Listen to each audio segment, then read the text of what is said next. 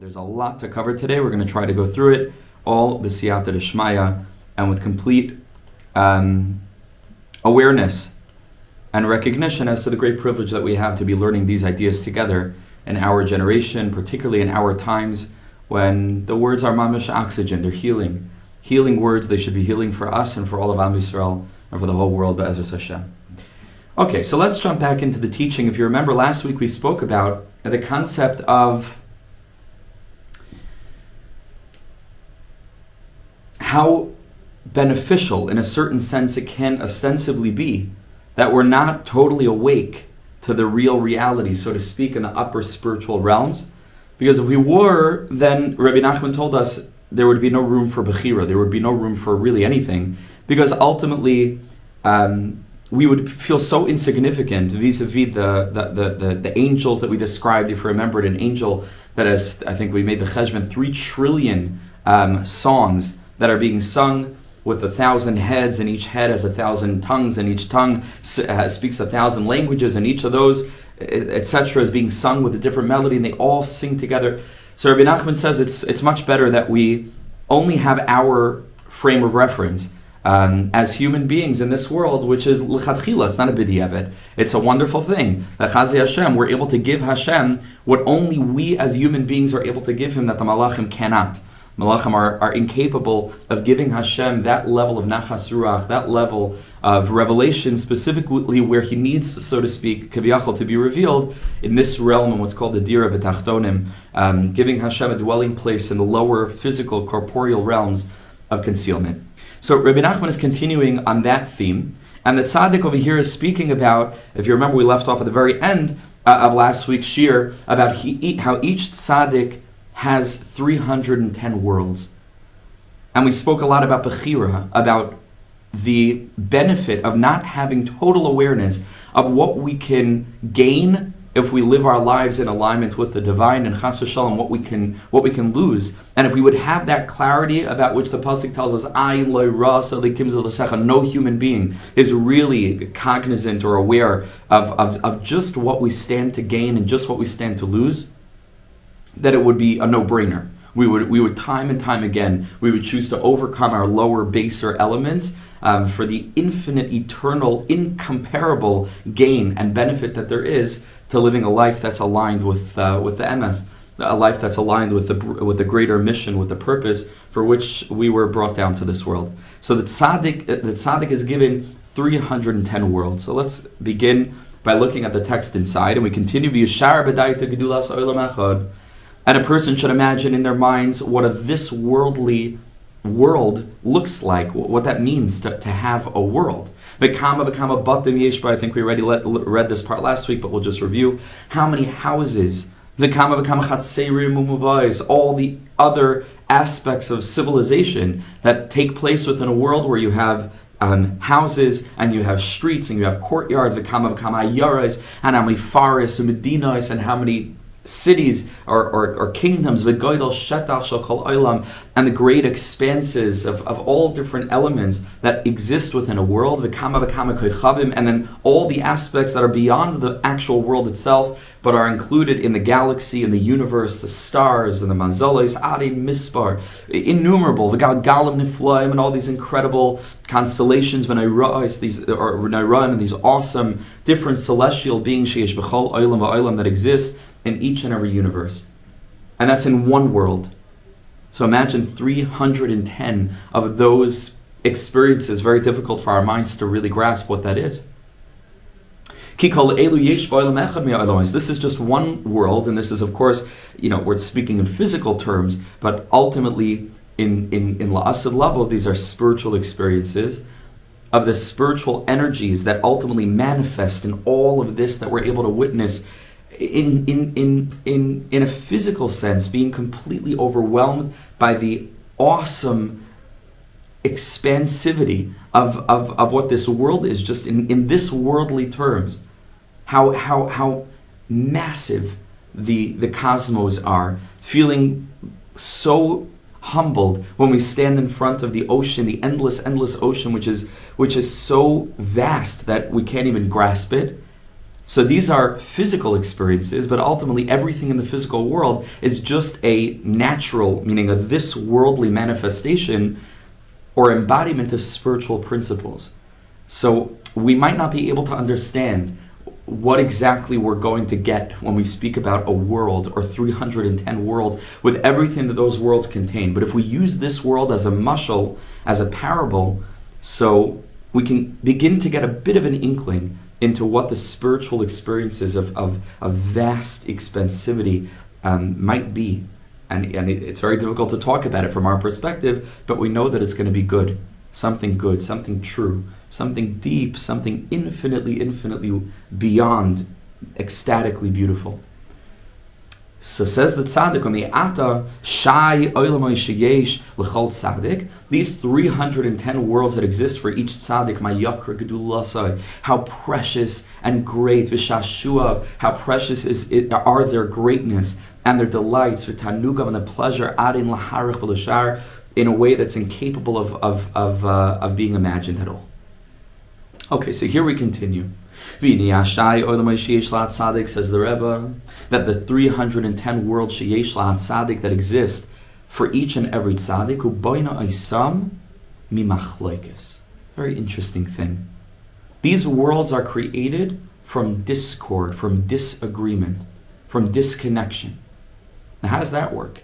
What does that even mean? Right? That the worlds are created through machlokas. Ordinarily, we think of machlokas, especially during this time of the year, as we try to rectify the pagam and the corruption, as it were, of the 24,000 talmidim of Rabbi Akiva, who were lo nagu kavod zeh b'zeh, who didn't really know, whatever this means on their level, how to give each other the proper respect.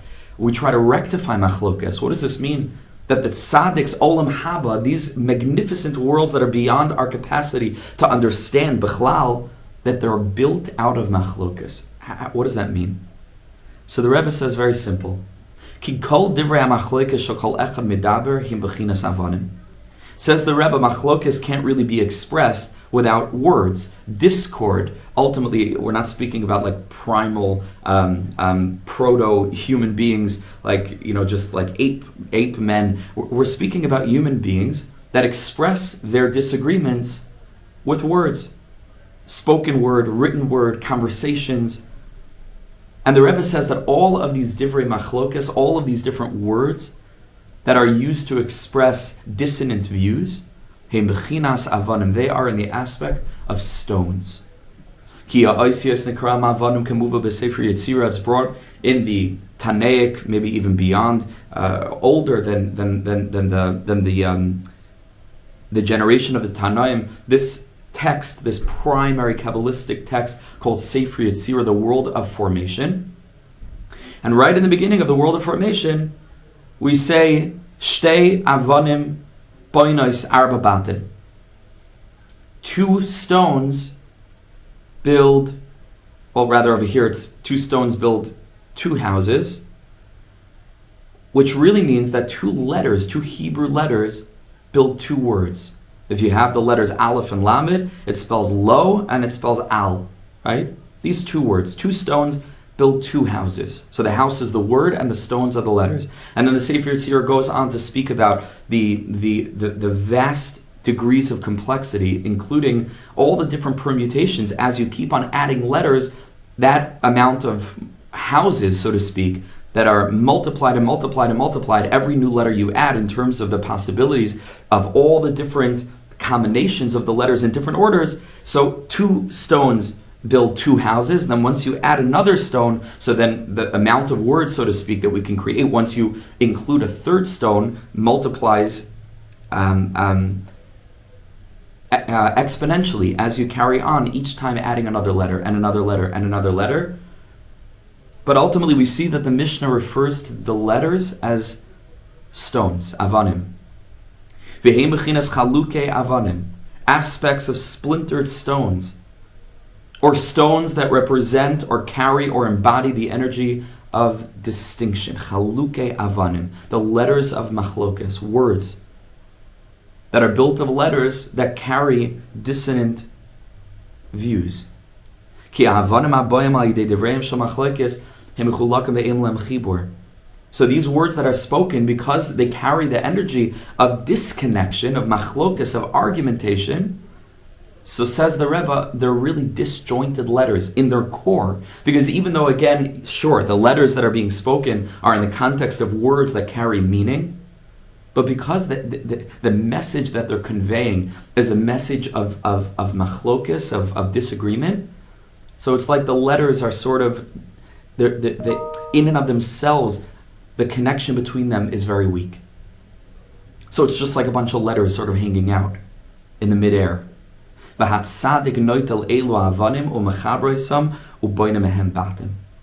tzaddik takes all these letters that initially carried with them the energy of machlokas, of disagreement, and the tzaddik rearranges them to construct homes.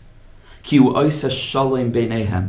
tzaddik takes these letters that are, again, embodying the energy of machlokas, argument, disagreement, disconnection, disunity, and the tzaddik turns them into something else.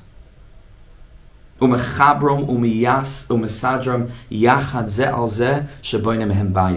tzaddik is the great architect, the tzaddik is the great construction worker.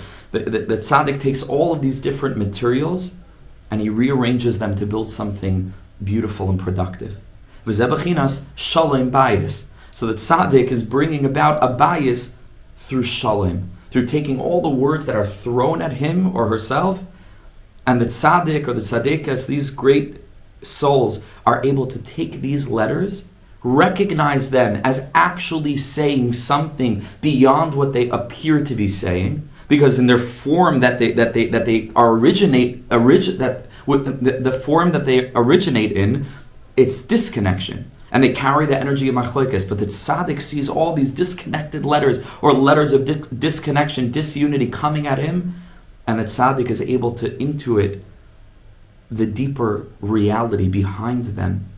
And in so doing, the tzaddik is able to make a new tziruf of them. He looks at them through completely different lenses, and in so doing, the tzaddik is able to take a shattered, the shattered rubble of a house that's been destroyed, demolished, and he's able to take all of these stones and build something else from them.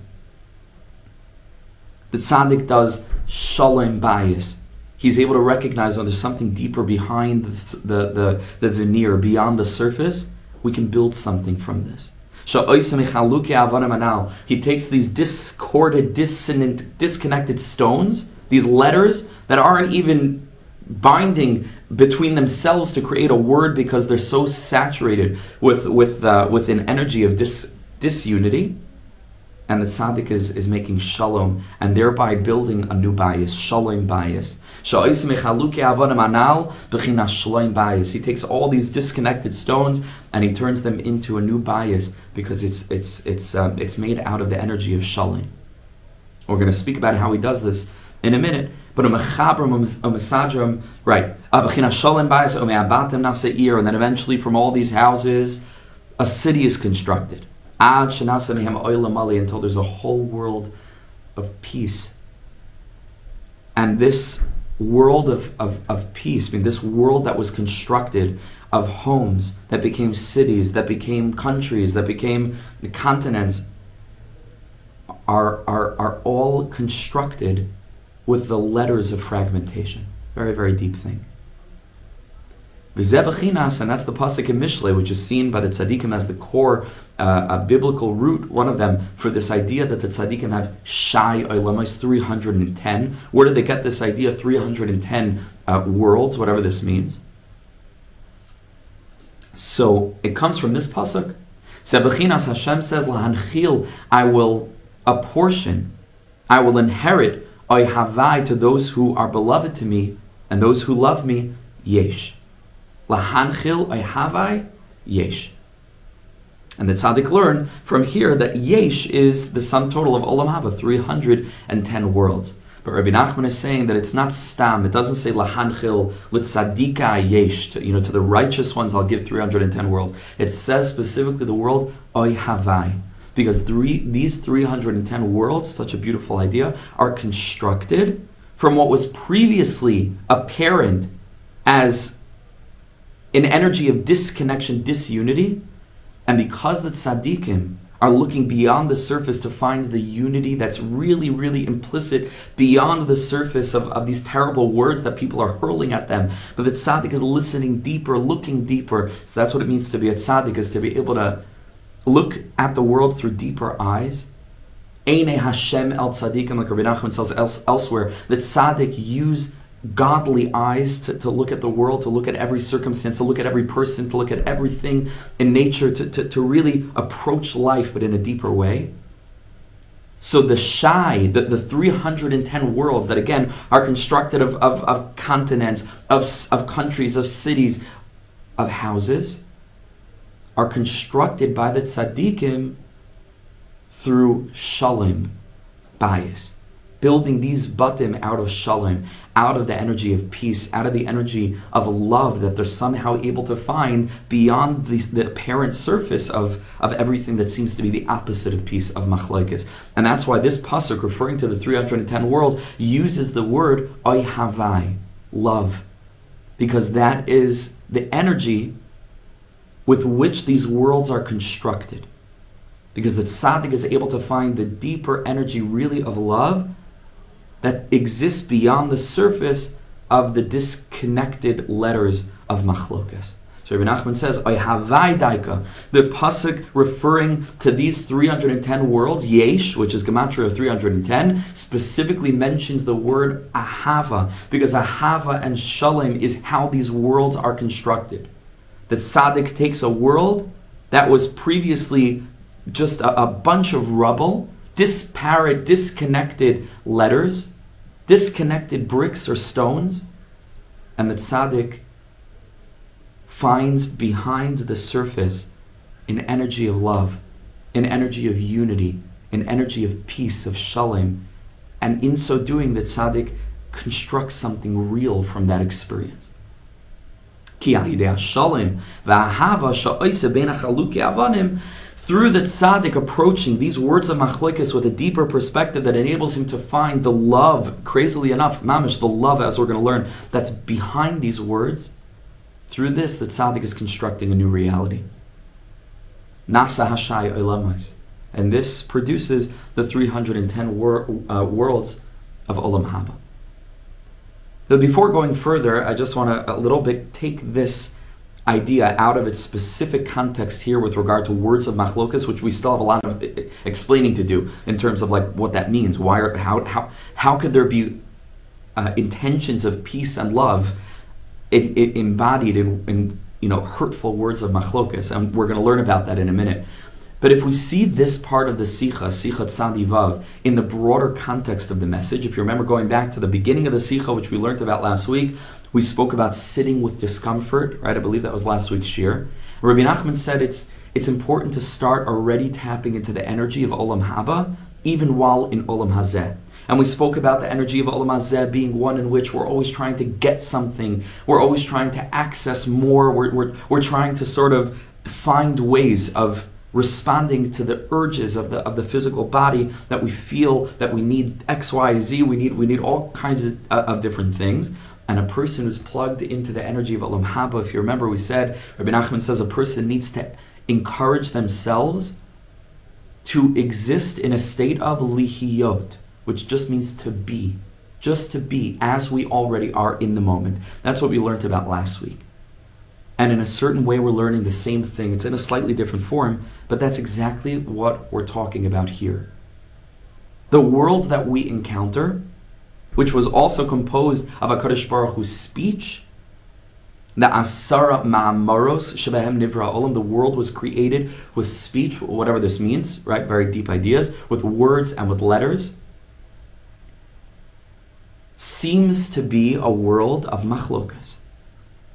It seems to be a world of disconnection. It seems to be a world in which, there are warring elements, quite literally, different nations, different communities, different family members, friends, parents and children, children and parents. There seem to be relationships that are severed, that are broken, barriers that we can't seem to traverse.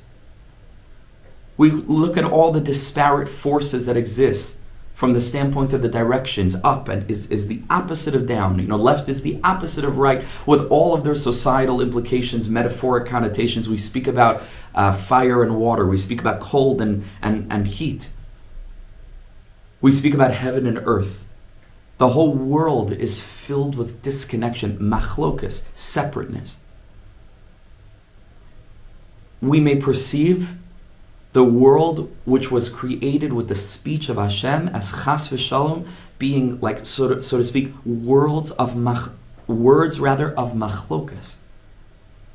Machlokas between olam hazeh and the true source of all of life, which is the Ein Sof. Machlokas between the world of limit and the realm of the limitless. Machlokas between Adam and the Tselem Elokim. That's ordinarily how we apprehend the world, how we see the world.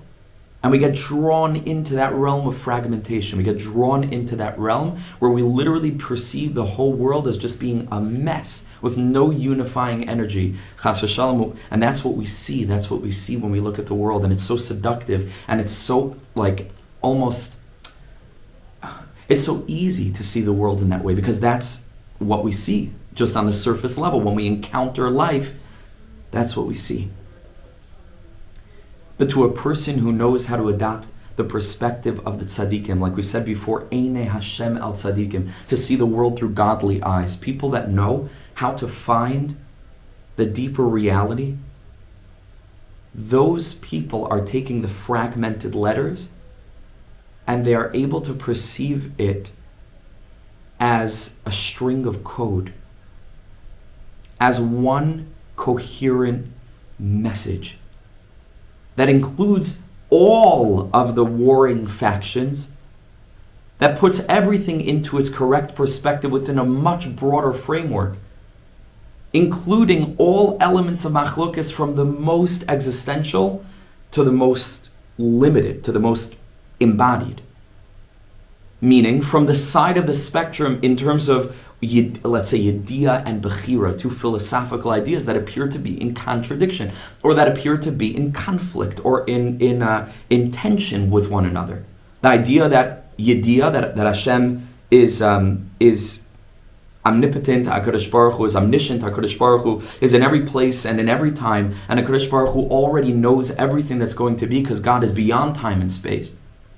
That's called the realm of Yediyah, where everything is already foretold and the story has already unfolded in some realm, in some aspect, and our experience of Bechira, our experience of free choice, which is essentially, at its root, the dissonance, the disconnect between our realm of the physical and the deeper reality, and that true realm of godliness. And there's tension there.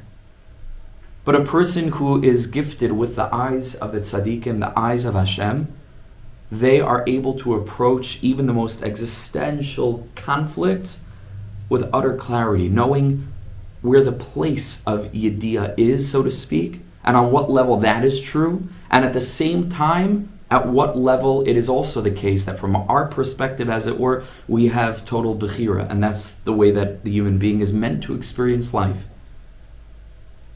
To a person that looks at the world through the eyes of Elokus, there's no stira between fire and water, or between up and down, any more than there's a stira, a contradiction between the right hand of a person and the left hand of a person. It's all part of one construct. It's all part of one story. It's all part of one broad narrative that's multifaceted, that's multicolored. Like the Ksonas Pasam of Yosef HaTzaddik, who knew how to see the world in this multicolored way. Seeing every single aspect of the world disconnected, disparate from all of the other elements as that particular element may seem, and understanding it all as being different stained glass shards, which serve to filter in a unique way the very same light that's being channeled and filtered by every other aspect of creation. And here's the kicker, and that's why it's sort of connected to the broader theme of the Sikha. If we take it back to the beginning, People who live life in this way with that consciousness, who find the shalom behind the apparent machlokes between creation, not between people. I'm talking about between creation itself. Those people are already accessing or tasting that realm of olam haba, of the coming reality, of the like, so to speak, the new world order in a spiritual sense, what is yet to arrive, but what is continuously arriving, channeled through the degree to which we're aware of it.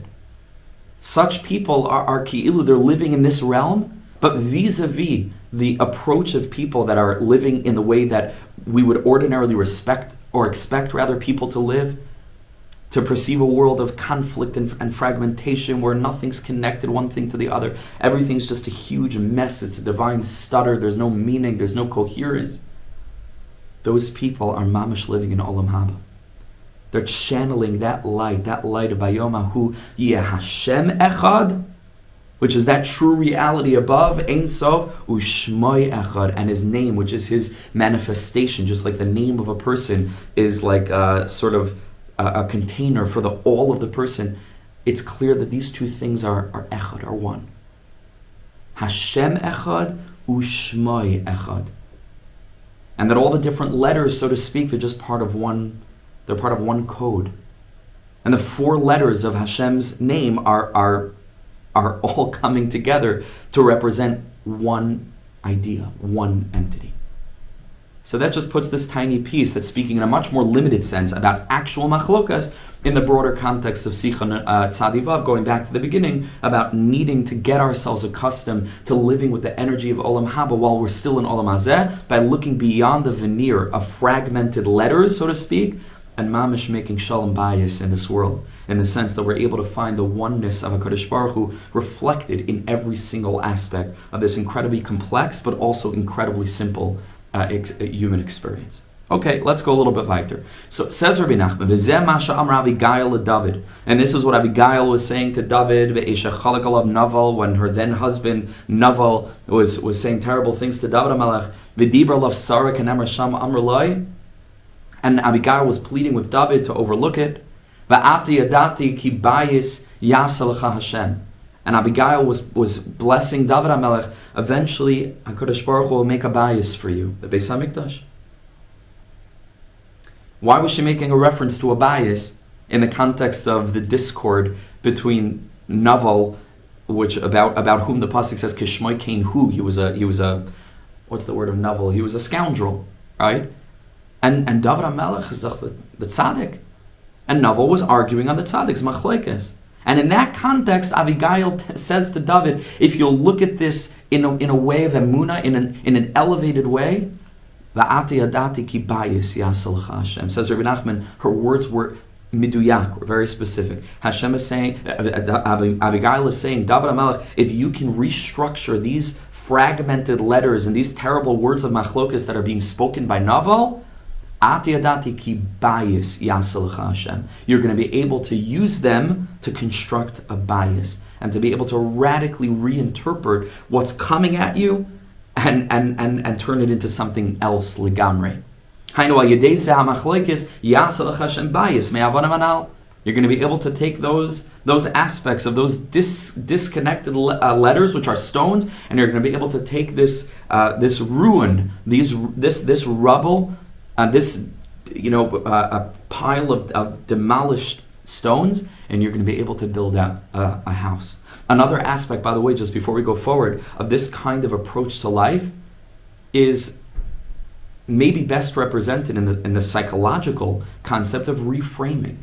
This is like an early source for that, because so much of life is experienced as just one ruin after another, one disappointment after another, one challenge after another, one failure after another.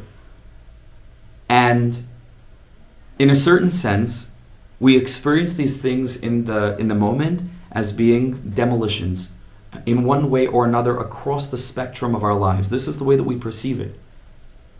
Brokenness, ruin, rot, hopelessness. And we carry on this way through life. And whether it's interpersonal relationships and challenges that arise, or whether it's along the spiritual journey and all of our goals and what we're trying to strive toward, and that doesn't seem to work out, at least not to the degree that we hope, or any area of personal development or growth, you look at the world at large and you see all the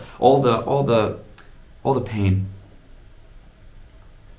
Being able to reframe and finding the value in every single moment of life, whether it goes the way that we hope things or think things ought to go, or whether chas v'shalom really it doesn't. And we'll all rather experience both. That's a part of life. Sometimes things will work out as is Hashem more frequently and more commonly than not. But it is completely natural to the human experience to encounter failure of one kind or another. And at that moment, again, like we're saying, it depends on what glasses you're wearing. Because if we're wearing the eyes of the non-tzaddik, the eyes, let's say, of Amalek, the eyes of coldness, krirus, despair, giving up, hopelessness, the eyes that see rejection, the eyes that see only the surface of things, the rationalizing, philosophizing, intellectualizing mind that just takes in the facts and then makes a decision based on what they're seeing without looking deeper and trying to gain a deeper insight into what's being experienced. To the degree that we do that, we see a world, again, the same thing, of machlokas. Fragmented letters, there's no message, there's no meaning, klum haya, it's just nothing to salvage. But to the person that looks at life through the eyes of the tzaddik, which Rebbe Nachman has been trying to gift us in all of these teachings that we've learned throughout all the teachings in Likutei Moharan, he's trying to give us a new consciousness, literally a new way of looking at things, not just nice ideas. It's supposed to literally transform the way that we think, the way that like the basic categories and the basic concepts that we have, or the basic definitions that we have of the world, like a knee-jerk. Not that we should have to open a sefer and look it up. It mamish has to pass through us in a very deep way. And with time it does, and with time it will. But when a person looks at the world through that perspective, so all we see is Hashem. All we see is love. All we see is value. All we see is coherence, is meaning, is the ability to lean into a bigger picture, the ability to put to work all of our studies of emunah, emunas chadafka baleilas. It's specifically then that we have the greatest opportunities. And in that sense, there's no outliers, to the experiences that we hope, or the direction that we hope to be moving in. It's all one. It's all one. Every single experience, every single decision, every single detail that's unfolding in our lives as individuals, in the life of the nation, and in the life of the world as a whole. It's all one. That's the point of emunah. So from that standpoint also, we can reframe things.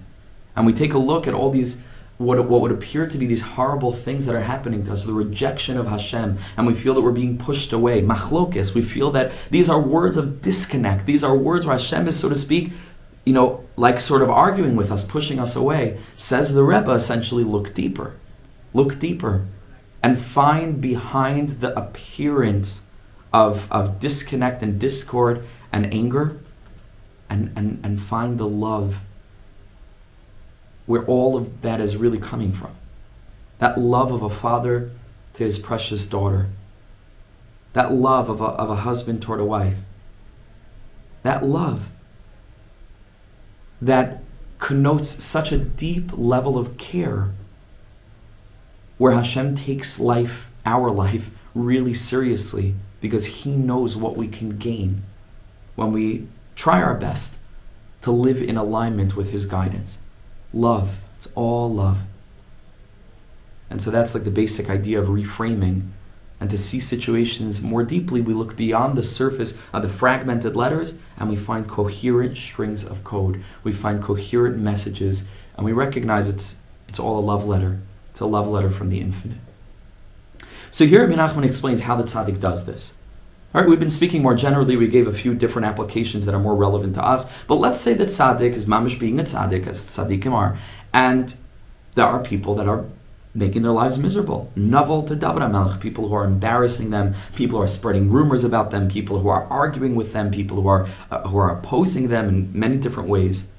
So how does the tzaddik see these words and find a deeper layer behind the appearance of fragmentation and to see unity and to see love there? To take these broken, fragmented shards of rubble and to turn that into a bias that will eventually produce a city, like we said, that will eventually produce a country on a continent in a world that's one world out of 310 that are the tzaddik's olam haba. How do we understand that? Says Rebbe Nachman, ki tzaddik mate klape chesed. The tzaddik's whole thing is that he is mate klape chesed. He is inclined in his whole life as a person, inclined toward compassion, inclined toward kindness in every single area and arena. This is what a tzaddik is. A tzaddik is a person who's channeling the chesed of Hashem, the love of Hashem, the compassion of Hashem, the infinite understanding and mercy of Hashem. That's what a tzaddik is in every area of life. And so how do you think a person that's inclined toward that inclination would approach the circumstance of people being horrible to him? There's only one way, because the tzaddik only sees light. That's all he sees. Like my good friend Rebbe, Yonatan Atias and his band New Real, they have this song, "All We See Is Light," right? That's the tzaddik. So how does he interact with a situation that's so hateful, that's so hurtful, that's so painful? Says Rabbi Nachman, very simple but done, as kol hacholkim alav l'kav zchus. The only way that the tzaddik can sort of comprehend this is again by reframing the situation, and maybe he has to convince himself, or maybe subconsciously and subliminally, maybe there is objective truth to this. Regardless, the tzaddik doesn't know how to deal with this any way other than to assume that the real kavana, the real intention of all of those that's making his life miserable, is l'shem shamayim. It's l'shem shamayim. But not l'shem shamayim that they think they're doing something beneficial, but in truth, right, it doesn't really help, because the fact is that they're making things up and saying lashon hara, and they're pushing people further away from Hashem in ways that they ought to really be drawn close to Hashem through the avodah of the tzaddik. No. That would be one level of dal l'kav zchus. You say, okay, at least in their minds, they're l'shem shamayim, fine. But it's still really objectively not just painful personally, but objectively misaligned with the master plan that Hashem has, that this tzaddik should be able to really teach Torah and bring Jews closer and bring Hashem closer to Yidden and them closer to Him. It's more than that. Says the Rebbe, not only do they think that they are opposing the tzaddik because the tzaddik ought to be opposed, it's deeper. Ki lo haya olam yachol lizbal ar shel tzaddik sha'ir gadol ma'olam l'savlei. Says Rabbi Nachman, these opposing tzaddikim know, and again, whether it's conscious or subconscious, I don't exactly know, or somewhere deep inside of them, but ultimately they know that if this tzaddik were to have no opposition in this world, it would be impossible for people to properly relate and access his great light. Because if there was no cover for the incredible illumination of the tzaddik, which hopefully we'll still have time, we'll get to the Reb Nosson in a minute, the world wouldn't be able to handle the light of the tzaddik. And somehow counterintuitively, it's opposition that enables the light to be accessed in vessels, in kelim, as we're going to see from Reb Nosson in a minute. But that's like dal l'kav zchus number one. So the tzaddik sees all these terrible words that are rife and saturated with the spirit of disconnection, which is why they're not even words, even though they're words and they have meaning. But like Rabbi Nachman explains, they're letters that are splintered into fragmented stones, so to speak, from the Sefer Yetzirah. The tzaddik has all these terrible, words of abuse that are being hurled at him. And it's like, that scene from The Matrix, when he's stopping all the bullets and they're sort of like hanging out right there. So these are all the letters that are coming at the tzaddik, and he's freezing them. and he's restructuring them and rearranging them, and then the tzaddik welcomes them lovingly into his embrace to say, these letters, what love is saturating these letters, what good intention, what a great favor these tzaddikim are doing. They're not trying to hurt me, they're trying to help me. And in so doing, what could have been the tzaddik's hell, mamish becomes olam haba. Literally, this becomes olam haba. He builds a bayis, shalom bayis, and he sends this home off to take its rightful place among one of the cities and one of the countries and one of the continents and one of the worlds and one of the galaxies of the 310 olamais universes of the tzaddik's olam haba. That's step number one. Vigam, and there's another intention, there's another perspective, that machmas sheyesh kama dinim k'trugim d'olam tzaddik hagadol ha'emes halkenim cholkim alav. Because certainly a tzaddik that's such a great tzaddik, what do you think, the Satan is going to sit back and put his feet up and allow Rebbe Nachman to change the world? No way. So the Satan has a lot of interest in trying to hamper the abilities of the tzaddik to do the little that he would be able to do. The tzaddik is constantly trying to prevent the tzaddik from revealing the light that he or she needs to reveal in the world. And so there are there's so many accusatory forces, so many obstacles, so many challenges, so much pain. Says Rebbe Nachman, so it's good. The other tzaddikim want to head off, so to speak, they want to head off the attack of the Satan, which can be much, much, much more painful and much more impactful, chas v'shalom, in the life of the tzaddik. Maybe his physical health, maybe chas v'shalom to lose loved ones, maybe to suffer all kinds of debilitating experiences that the Satan can sort of bring about or engineer. So the tzaddikim say to themselves, it's better if we, in this world, cause the tzaddik some bilbul adas and some problems, and in so doing, the malachim that are fighting and battling the satanic forces can say, what he already has troubles that are preventing him from extending fully, and that's enough. And when they argue with the tzaddik, even though they're doing it out of love, and they're doing it really because they're trying to help the tzaddik, but they have to do it in this backward-seeming way. This silences and quiets the attack of the Satan. It's something similar to what we see even in this world. When there's a din, when there's a judgment against a person, and then a person says, all right, I'm taking care of it. It's like, I got this, right? Don't need to make a whole big stink about it. I'll take care of it, don't worry. We all agree that something needs to be done, and I'll take care of it. So everybody else sort of, at least they feel, okay, someone's doing something about it. But imagine if, unbeknownst to them, this one person that said that he'll take responsibility for it is actually on their team. So they've forgotten about it. This person will do something token just to sort of, not be an absolute liar, and he'll be able to say, okay, but I did something. And then people can carry on, but it would have been so much worse if he had remained silent and allowed chas v'shalom, the others that had much more of a vested interest in causing real damage, that they should be the ones to see to it that this person has an effect to whatever it was that they did. So that he wouldn't have been able to handle if they would have really sought to the matter. So this one stood up and said, I got it, I'll take care of it myself. It turns out that this person that went to linka mimenu, even if he does intend to really take retribution of one kind or another, so on the one hand, it's a terrible thing, right? Because he's coming to cause pain in this person's life. But in the bigger picture, this person did a huge chesed. It would be much better for this person, and is much better for the person to go ahead and to handle the retribution of one person much more than everything else, right? Of all the others. So that's much more important. In terms of it being something positive and beneficial for them. Because he wouldn't have been able to handle the din, the actual sum total of all of the others coming chas v'shalom against him. When he says this is the case, like we see Eitzel Pinchas,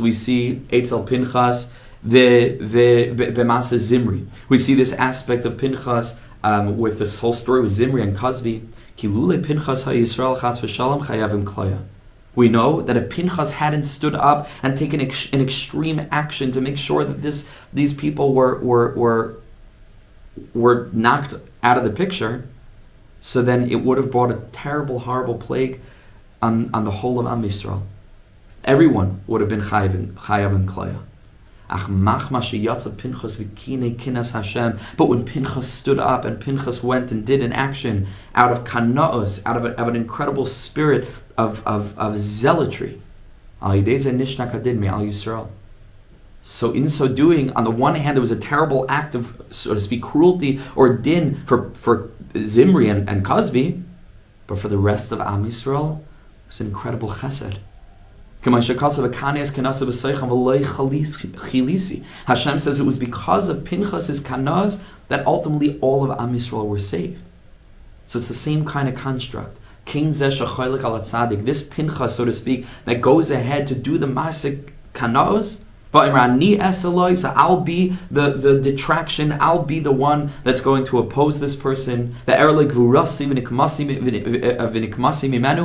I'll be the one to oppose this person. So ultimately in the broader picture, it's better off. And here comes another aspect of the limud chus of the tzaddik, telling us how the tzaddik views the different things that happen to him. Or midarga ledarga, as I menasim I say. Every time the tzaddik needs to rise to a new madriga, he's tested. He has to pass a certain test, certain level. If he's able to stand in this place called the Heichal HaMelech, the chamber of the king. Without getting into the Kabbalistic depth of this now, this thing called the Heichal HaMelech, that the tzaddik has to pass through this antechamber of the next level of growth. This is the aspect of the tzaddik's mouth. Shenikra Heichal, which is called a Heichal Begematria Aleph Daled Nun Yud, which is the numerical value 65 of the name Aleph Daled Nun Yud, Shehu Bebechinas Peh, which is an aspect of the mouth. As the Kamasha Kosav, Malchus Peh, as the Zohar Kodesh says, this aspect of Malchus, this energy that's like the entry point to the whole ladder of spiritual growth, Malchus, is connected to the mouth. And the pasuk says, Adni, right? Hashem Adni, Aleph Dal Nun Yud, Sifosai Tiftach. This name, Aleph Dal Nun Yud, is associated with Malchus. It is associated with the energy of speech. And that's Gematria Heichal. So anytime that tzaddik wants to rise into a new framework, into a new level, into a new phase of his spiritual growth, he has to pass through Malchus, right, which is the lowest sphera, the lowest energy. And like it says about Aaron HaKodesh, Aaron HaKoyin, ki bezois yavai Aaron el HaKodesh. Ki bezois, in order to get into the realm of the holy, ki bezois avai Aaron. And what is zois? Zois is always a reference to Malchus, the aspect of the Isha, the aspect of Chava. Zois is the feminine way of saying zeh, and that's ki bezois yavai. The entry point is the Heichal HaMelech, Heichal Gematria Aleph Dal Nun Yud, which again is the name of this energy of Malchus, all of which is bound up with the mouth. So says Rebbe Nachman, how's the tzaddik, what does this mean for the tzaddik to be rising so that he gets into a new phase of spiritual growth, and along the way he passes through this aspect of Malchus? What does that mean? Says the Rebbe, this is the mouth of the tzaddik. Meaning, when another tzaddik uses his mouth to argue, to speak words of discord and opposition against this tzaddik, who nisayon l'zeh tzaddik shalav ha'machlekes, this is the nisayon, and it's a test. How is the tzaddik going to respond? Is he going to respond with anger? Is he going to respond, chas v'shalom, with returning the rebuke? Or is he going to respond with humility? Is he going to take revenge and start a whole war, or is he going to humbly bow his head and make himself a nafshi ka'afala kol tiyeh, to remain silent in the face of all of the abuse. This is the test of the tzaddik, that the more the tzaddik gets opposed by the mouth, so to speak, the malchus of another tzaddik, the more he's able to know, is he ready for the next level? Is he ready for the next level? Because this is how the tzaddik passes through malchus, which is on the level of Aleph Daled Nun Yud, which is on the level of the gematria Heichal HaMelech, the antechamber of the king, which is all related to words, the words of another tzaddik, the words of argumentation, the words of opposition. And if he has strength to know how to connect to Hashem, anchor himself into compassion, anchor himself into positive thinking, anchor himself into the truth of knowing how to look beyond the surface of disparate letters and find the shalom bias there, so this he's able to go past that, and he's able to rise. And this will keep on happening. So if he's able to respond to this properly, that shows that yesh lo koach lamed beichal hamelech b'peshel hatzadik hacholik alav v'ayidei zeh ma'al nisay midarga l'dagar yoser el yoina. And this is what's going on. The tzaddik, literally every time in opposing another tzaddik, he's actually helping him. He's actually carrying him along from level to level. Nimtza sha'oseh l'toiva. So the tzaddik only sees good, and he finds different ways of reinterpreting what people mean to do, what people are, what people's intentions are, what motivates people, what's behind the surface of even the terrible things that people might say. What does that say? Not about me. What does it say about them? What do they need? Where is this coming from? The insecurity, the lack of self-worth, etc., etc. That if a person knows how to develop ears to listen behind the surface of words, even people like us, just non-tzaddikim, at least myself, non-tzaddikim, we're able to find peace there. We're able to find love. We're able to find that point which is always, always, always channeling a spirit of unity, a spirit of goodness, a spirit of sweetness. And if we can identify that, so then you're in Olam Haba. Because all the challenges of Olam Hazeh are challenges in as much as they appear to be resolute challenges, right? But if a person can develop the eyes of the tzaddik to look beyond the surface veneer of fragmentation, separation, of machlokes, of every kind, and you're able to look beyond it, and after the stinging words have been said, okay, that's the bullet that's been fired, but now what? Now what am I going to do with that? What does that really indicate about where that person's at? The person's angry, they say some terrible words. Should I respond to those terrible words? Or should I rise into the higher perspective of being able to realize that it's probably not about those words? And it's probably not about this issue. There's probably something going on. That person needs something now. So many times we allow ourselves to get dragged into surface level conversations that are not really about that. That's not where the conversation is. The conversation is much deeper. It's always much deeper. And so often we just spend our time going in circles around the surface, and we never pause to really allow ourselves to sink beyond. And in that place, you'll find a whole lot more common ground. In that place, you'll find a whole lot more inherent human goodness, kindness, sweetness, goodwill. And that's true for every circumstance. In the context of Rebbe Nachman talking about the tzaddik, the Rebbe says that there are three, like we just listed, three different aspects of the way in which the tzaddik is able to be dal l'kav zchus. So he can say, okay, yeah, it looks like the tzaddik and Rebbe Nachman dealt with his fair share of opposition. The Shpala Zayda made their lives miserable.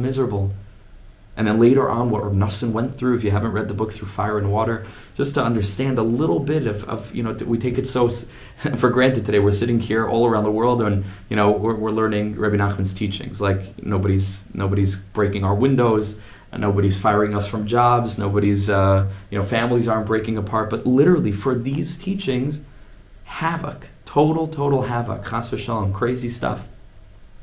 So we take it for granted. These tzaddikim knew what opposition looked like. However, it was built into the teaching that Rabbi Nachman was living, mamish living, and imparting to his chassidim, to find the good, to find the opportunity, to find the unity even in an arena and a context of apparent discord, disconnection, and chas v'shalom, everything that's the opposite of love. And in so doing, again, the tzaddik is training us to begin to live in olam haba, to begin to live literally with the recognition of the unity that fills everything, that everything is a revelation of HaKadosh Baruch Hu, all the opposites, all the dvarim mechulakim, all the disparate, fragmented circumstances, every moment of life. It's a Giloi Elokus, it's all one. And so, Memela, if you're tapped into that, so then even while being Biyom Hazeh, right, meaning where we're currently rooted, we're already tasting the sweetness of Bayom Hahu, Yeh Hashem Echad, Ushmai Echad. Okay, we don't have time to get into the Likutei Halachos now. It's pretty lengthy. We'll start with this. Yeah, it's obviously way too long for now. But we'll start with this next week. I'll just give you a tiny outside just overview of what Reb Nosson is going to be teaching us when we do get to learn this inside together next week, where the tzaddik basically is explaining that one line that we had earlier in the first positive perspective over here, that the tzaddik is constantly trying to find the good. The tzaddik is rooted in a world where he only sees light, and one of the ways that he's able to find light in the apparent darkness of opposition to the tzaddik is, like the Rebbe says over here in this top line, the tzaddik